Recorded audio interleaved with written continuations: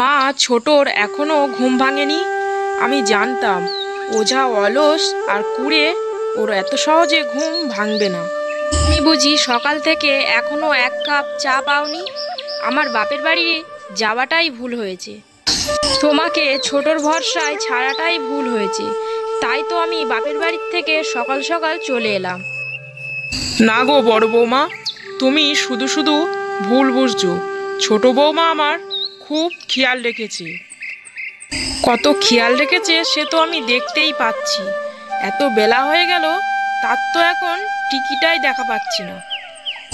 উঠোন ঘরবাড়ির কি অবস্থা এখন বুঝতে পারছি। ছোটর বর্ষায় ঘরবাড়ি রেখে যাওয়াটা আমার বাপের বাড়ি একদম উচিত হয়নি।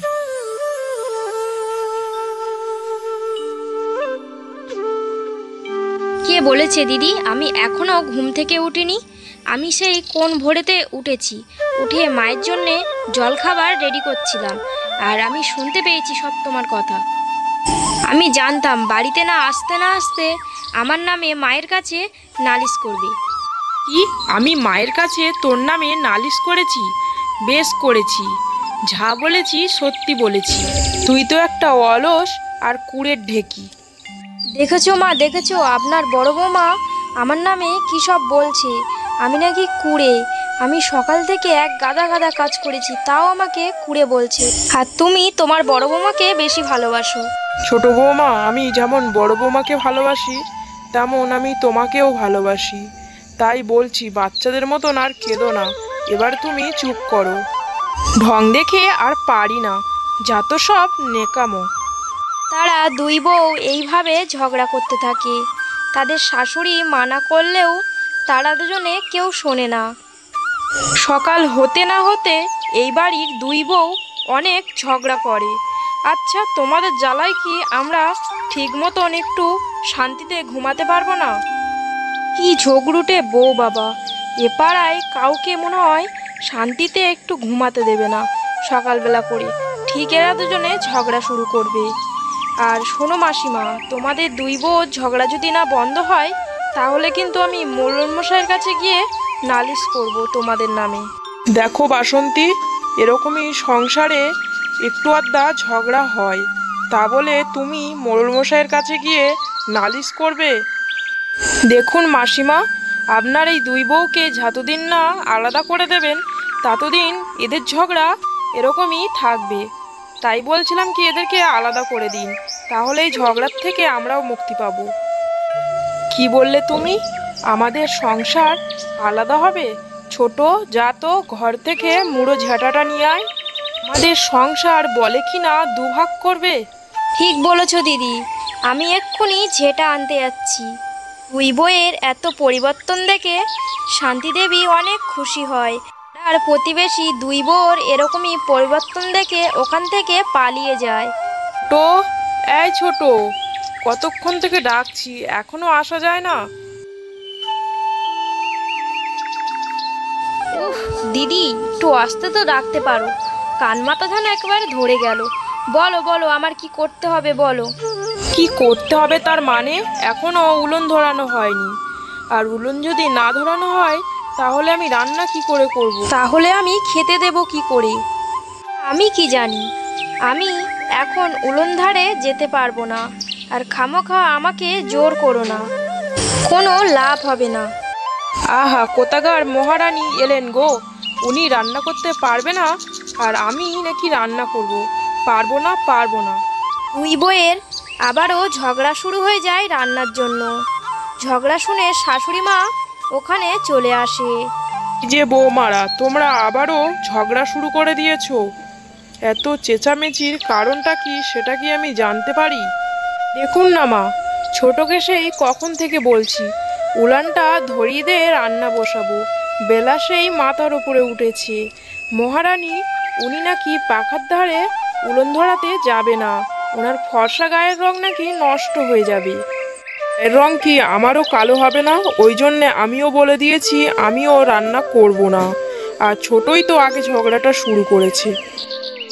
হ্যাঁ হ্যাঁ, আমি তো সবার প্রথমে ঝগড়া শুরু করি। আর তুমি বুঝি ধোয়া তুলসী পাতা, তুমি বুঝি কিছুই জানো না। তা বুঝি দিদি একটা সত্য কথা বলেছে, আমার গায়ের রঙটা যদি কালো হয়ে যায় এই জন্যে রান্নাবান্না আমার দ্বারা হবে না। তুমি নয় মা, তোমার বড় বৌমাকেই বলো। তা বললে কি করে হবে ছোট বৌমা, রান্না তো তোমাদেরকে করতেই হবে। আজকের নয় বড় বৌমা রান্না করুক, কালকের নয় তুমি করো ছোট বৌমা। বড় বৌমা ছোট বৌমা তোমরা ঝগড়া আর করো না, দেখবে মিলেমিশে কাজ করলে কাজ অনেক সহজ হয়ে গেছে। ছোট বউ বড় বউ শাওরির কথায় দুজনে রাজি হয়ে যায়। বৌদি তোমার হাতের মোমো অনেক জাদু আছে, আমার বউ সেটা তো পারবে না। সত্যি মোমোটা অনেক ভালো হয়েছে। হ্যাঁ বলেছিস ছোট খোকা, বড় বৌমা এত সুন্দর মোমো বানায়, না ভালো বলে থাকাই যায় না। মোমো বানিয়েছে বলে তাই নিয়ে কত প্রশংসা। কই আমিও তো রান্না করি, কই আমাকে তো কেউ বলে না। বলছিলাম কি, তুমি কিছু না মনে করলে তাহলে আজকের রাতের রান্নাটা নয় আমিই করি। আমি এ কি শুনছি, ভূতের মুখে নাকি রাম রাম। তোর হাতের রান্না সবাই যদি একটু মুখে তুলতে পারে তার থেকে বরং থাক।